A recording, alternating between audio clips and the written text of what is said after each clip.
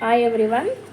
ఈరోజు వీడియో వచ్చేసి rose flower hand ఎలా స్టిచ్ చేయాలనేది ఈ వీడియోలో మీకు చూపిస్తానండి. ఇప్పుడు ఈ ఫ్లవర్ ఎలా వచ్చింది, మధ్యలో మీకు కావాలంటే డెకరేషన్ ఫ్లవర్ కూడా డిజైన్ లాగా చేసుకోవచ్చు. అది ఎలా చేయాలని మరొక హ్యాండ్లో మీకు చూపిస్తాను. సేమ్ హ్యాండ్ కట్ తీసుకున్న తర్వాత ఇది మిడిల్ పాయింట్ నుంచి మనం ఎక్స్ట్రా తీసుకున్న దాంట్లో కచ్చిక తీసుకోవాలి. కచ్చిక తీసుకొని ఇక్కడ నుండి క్రాస్లో రఫ్ చేసుకుంటూ కుట్టు వేసుకోవాలి. అంటే ఎడ్జెస్కి ఊడిపోకుండా రఫ్ చేసుకొని ఒక స్టిచ్ వేసుకోవాలి. ఒక స్టిచ్ వేసుకున్న తర్వాత దీన్ని టోటల్గా రివర్స్ తీసుకోవాలి.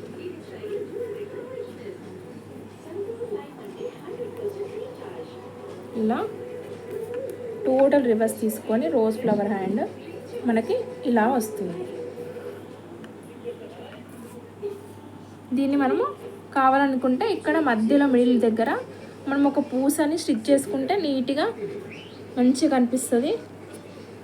ఇట్లా రోజ్ ఫ్లవర్ అనే హ్యాండ్ ఇట్లా వస్తుంది. ఈ కిందికి మీరు వేరే క్లాత్తో పైపింగ్ కూడా వేసుకోవచ్చు.